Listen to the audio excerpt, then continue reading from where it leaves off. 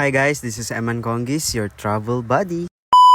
Sa araw na ito, tayo ay maglalakbay papunta sa Cebu, the Queen City of the South, the first capital of the Philippines. Sa adventure na ito, pinili kong mag-airplane papuntang Cebu. Nag-book ako ng flight sa halagang 1,500. Maglalakbay mula Maynila papuntang Cebu at uuwi mula Bohol papuntang Manila. Oo!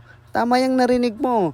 Cebu at Bohol ang travel natin, buddy. Sa halagang 1,500 lang, round trip na. Nabuko yan last June 2023 during seat sale sa Cebu Pacific. Ano? Tara! Mula sa airport, babiyahe tayo papuntang Cebu. Halos 1 oras ang biyahe mula Maynila hanggang Cebu sakay ng eroplano ng Cebu Pacific. 3:30 AM ang napili kong flight, buddy, dahil yun ang pinakamura. Tipid-tipid lang. Sulitin ang biyahe, manood ng sunrise sa plane kasama ng mga ulap sa ere. Pagbaba ng plane, kumain ng breakfast sa halagang 85. Tipid-tipid lang. Mula dito sa Mactan Cebu Airport, merong mga bus papunta sa North Bus Terminal dahil pupunta tayo sa North Cebu, sa Bantayan Island. 8 AM pa ang biyahe sa bus. Nag-decide na mag-taxi para mabilis makapunta sa Bantayan. 100 per pax ang bayad papunta sa North Bus Terminal. Ganito ang setup. Sasakay ng bus, biyaheng Hagnaya, mga 2.5 to 3 hours ang biyahe. Sakit sa pit nun. 260 ang pamasahe. Bababa kayo ng bus sa Hagnaya Ferryport. Mabilisan lang dahil pag di umabot sa call time, 2 hours ang pagitan ng biyahe. Kaya huwag kayong babagal-bagal.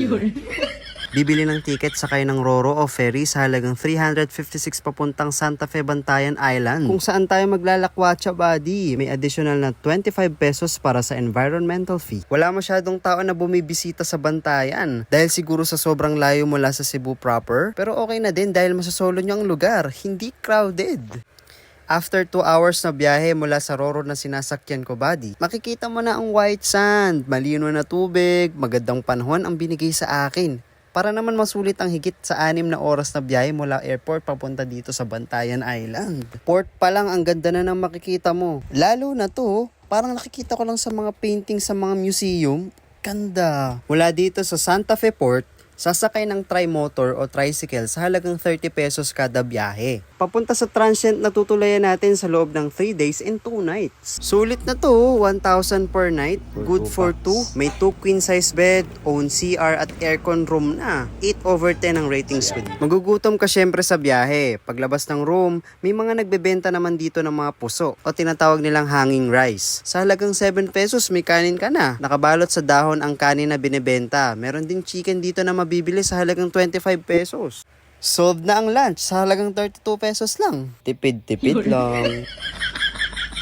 Para sa paggagala dito, may mga motorcycle na pwedeng i-rent dito. 300 pesos whole day na, plus 150 ang gas. Mas tipid yun, buddy. Basta may lisensya ka lang, ha?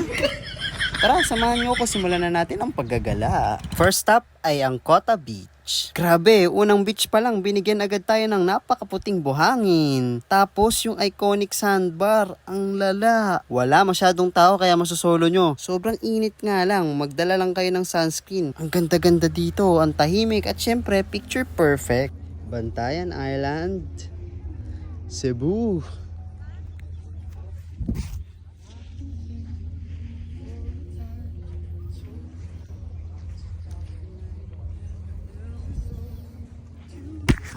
Sumunod ay ang The Ruins, a place steeped in history and mystery. At wala ring entrance fee to katulad ng Cota Beach. Ang old structure na ito ay nagmula pa nung panahon ng Spanish colonial.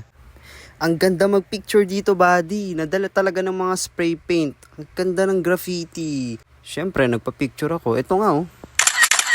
Dito din ang cliff diving. Low tide nga lang nung time na to kaya hindi ako nakatalon. Kaya hindi nyo dapat palampasin ang The Ruins dito sa Bantayan Island, Cebu. Ang susunod na spot ay ang Oboob Mangrove Eco Park. Pero bago yan, madadaanan ang mga pinagmamalaking coconut trees. Meron pa nga ditong canopy of small coconut trees eh. Ang ganda sa video.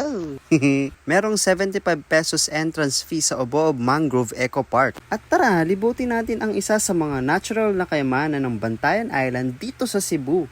Ang mangrove ay nagbibigay ng buhay sa ecosystem. Ito din ang nagsisilbing proteksyon laban sa bagyo at habitat sa maraming uri ng marine life.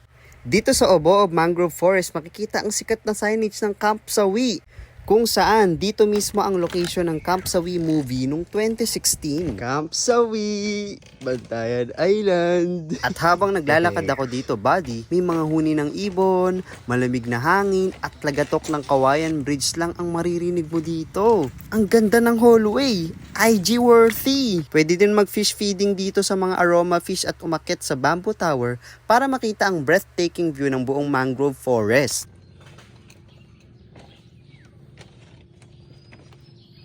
Siyempre kung merong sawi, meron ding wagi. Makikita nyo dito ang karatula ng Camp Wagi na may magandang view. Nakaka-refresh dito. Sarap lang tumambay at mag-isip-isip kung magkano na ba nagastos mo sa paglalakwatsa mo.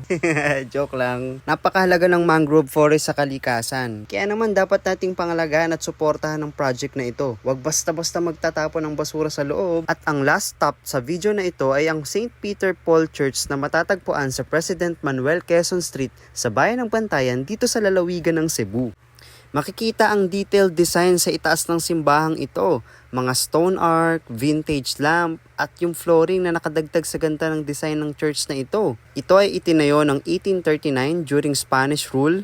Bilang pasasalamat, pwede din kayong magpunta sa mga churches sa bawat lugar na pinupuntahan nyo. Hingi ng basbas na nakarating sa lugar na yun at ibulong sa kanya ang mga gusto mo pang mangyari. Saka buddy, dito ko din pinag-pray na ibigay niya na sa akin ang gusto kong lisensya. At yun na nga, wish granted. Si Travel Buddy, ngayon ay LPT na. Thank you Lord. Ang dami pang mapupuntahan dito, buddy. Samahan niyo pa ako sa susunod na paglalakbay. Maraming salamat. Bye-bye.